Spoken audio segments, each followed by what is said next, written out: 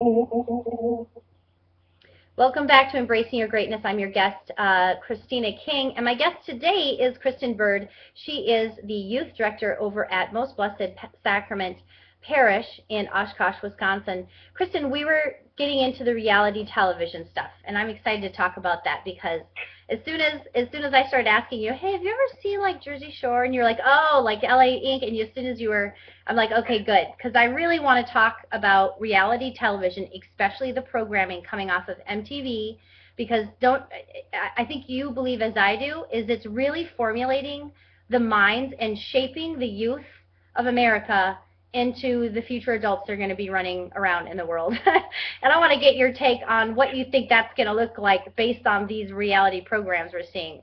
I want to start with Glee. When Glee first came out, I was so excited. I actually watched the pilot. I thought it was awesome. I liked it. I thought it was so great and fabulous, and how cute. It's like a cute little show. Finally, something I can watch with my kids. And slowly the tides began to turn. Please give me your feedback on Glee and give to the audience listening a little bit of a introduction in case they have not been aware of what Glee is. Absolutely. I was a lot like you. I was very excited when Glee came out. I love music of all kinds, and I was in a show choir in high school. So I was like, oh, this is going to be great. So I started watching it, and the high schoolers, the teenagers that I was working with, were also telling me, oh, you have to watch Glee. You have to watch Glee. So I watched the first season, and I did. I really liked it.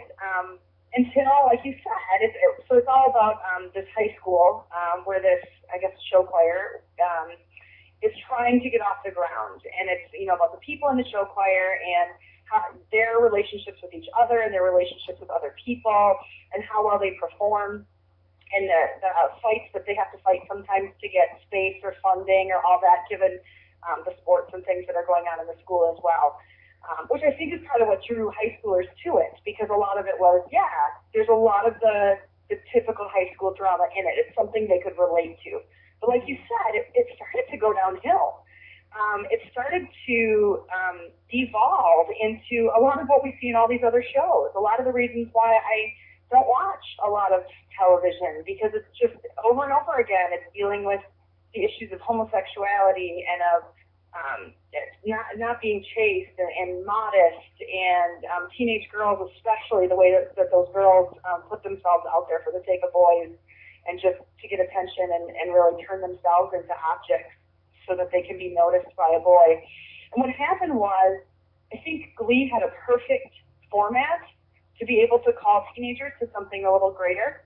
And instead, what they did is they lowered themselves to the lowest common denominator. What they did is they took the show and they said, let's take all the drama that exists in high school, let's take all this brokenness, let's take all of these issues and these dysfunctions, and let's put them up on a pedestal. Let's put them up there. And the teenagers still love it, and they still watch it, and they still are so engaged in the relationships and the communities and all of this drama that's happening on the show. But now it's kind of been perverted, so that they're looking at it just through a different lens. Now it's become, oh yeah, that's happening around the world. That's happening in schools. That's what teenagers are like. Even if they don't know teenagers themselves who are actually like that, Glee has set up a whole world of high school that they're convincing people exists. And let's be honest, no school looks like that school does. I have to, yeah, I have to say that one of the things that upset me too is the role model that was there. First of all, and one of the things that was endearing about the program when it began was that it was the underdog, someone in a wheelchair, someone that was overweight and didn't fit into the conformist theory that you have to look, smell, act, walk, talk a certain way to be popular. You had the girl that was kind of nerdy and smart, and so she was kind of victimized for being too smart. So all of the analogies of what being picked on in high school, for anybody who's ever been in high school, you remember, and then you have this teacher that, regardless of their insecurities, loved them right where they were at, and he was always there for them. And then I guess when I saw it within the first season, within the first 3 or 4 episodes, I started getting disillusioned with the program. Was that I can't remember the exact way it came about, but it showed this, I felt, unfaithfulness to his wife and a lack of true love and commitment to her. And almost, am I right in saying that? And it almost seemed like he's gravitating towards a student. Do you remember this? Absolutely, and it was actually another teacher that he started gravitating towards, that he really started to develop this relationship with, and you got to see some of his home life and see that things there weren't great. But it was almost this dichotomy of like, here he is able to love these teenagers and be there for them right where they're at, but yet when he gets home, he isn't doing the same thing for his wife, and that was. I would totally agree. That was a big problem. And then they paint, of course, the wife as somebody that we as the audience then are rooting for him to leave his wife, abandon the vows and commitments that he made in that marriage, and then embrace, someone outside of the home. And once I saw that and I realized that they were deliberately skewing the show so that the audience would be rooting for the affair, I thought this is very, very bad. And I sense that in Modern Family also, the same kinds of things. If anybody's watched Modern Family, if anybody's watched Love and Marriage, remember that show when Ed Bundy, I think his name was, and his wife, and it was a big joke about how he sat on the couch with his hands in his pants, and he was I don't know, used car salesman or something, and his wife was obnoxious and didn't cook, and his daughter was sleeping with everybody under the sun, and his own son was just, a liar and a stealer and just, and somebody that was out to use as many people as he could get his hands on. And I thought, he's playing the same character because he treats his stepson horribly. He treats his wife horribly. I guess, I know I'm switching from Glee to this other show, but I'm saying like the same thing seems to be a common thread in these programming, and it's about trying to lead the audience into a different belief system than that of which is written on our human heart, of knowing what is true, right, and correct. And that's why it's such a danger to allow reality television or even programs like Glee and such to be the moral compass that we are allowing ourselves, because you know what happens? It's called systematic desensitization. People didn't just start swearing on television and exposing themselves on television. It was a very slow, incremental thing that occurred so that you get to a point where you see nothing wrong with it. And if we're watching programming that, hey, it's not a big deal if you don't like your wife, you should go with somebody else that makes you feel like they love you or you feel like you love them. And I guess this program, Glee, is a perfect example of following your emotions and what makes you happy and makes you feel good, when the truth is God wired us to that the only way you're going to be happy is if you're giving yourself as a gift to others. And that is not a theme in any of these programs, in my opinion. Yeah, I would absolutely agree with that, Christina. What's interesting is that the show, like Glee and some of the other ones that you're referring to, really what they are is scripted reality TV.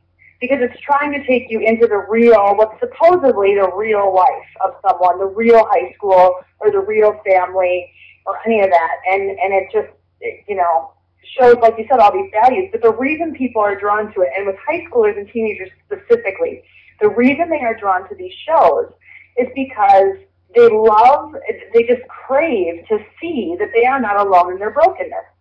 And so these shows show all these people who have all this brokenness.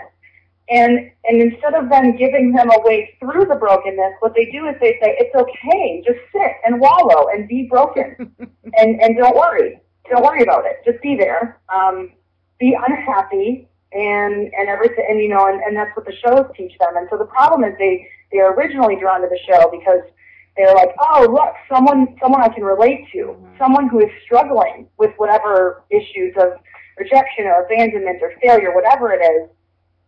They relate to that, but then it doesn't take them anywhere. It doesn't take these teenagers or the audiences anywhere greater. It doesn't call them to something more.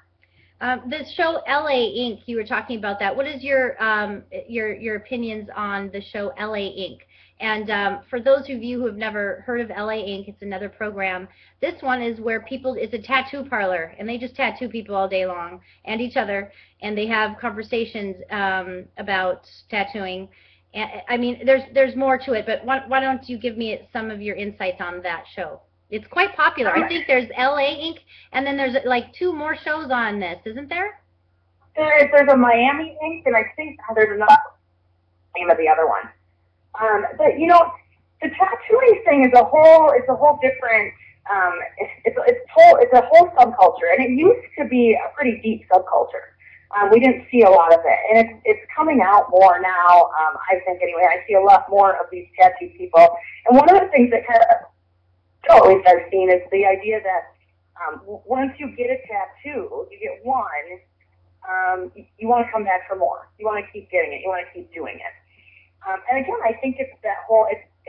In my opinion, it's not a lot different, especially those people who keep coming back for more and the kinds of people they show on those shows. It's not a lot different from the cutting and that kind of stuff and that we were talking about earlier, because they want people to pay attention to them. Look at me, and if I paint myself to look different, you will look at me. You will pay attention to me. Whether it's just a tiny little butterfly on your ankle from these people who have this whole body tattoo. Yeah, I wanted to say, for those listening, I have a tattoo. I got 2 small ones. And I think we're going to be going to break. We're going to talk about that when we come back, because I really want to talk more specifically about why we have the subculture of tattooing of the body and what all that means and how that can help us to understand the brokenness of the people around us. Stay tuned with Christina King on Embracing Your Greatness. We'll be right back.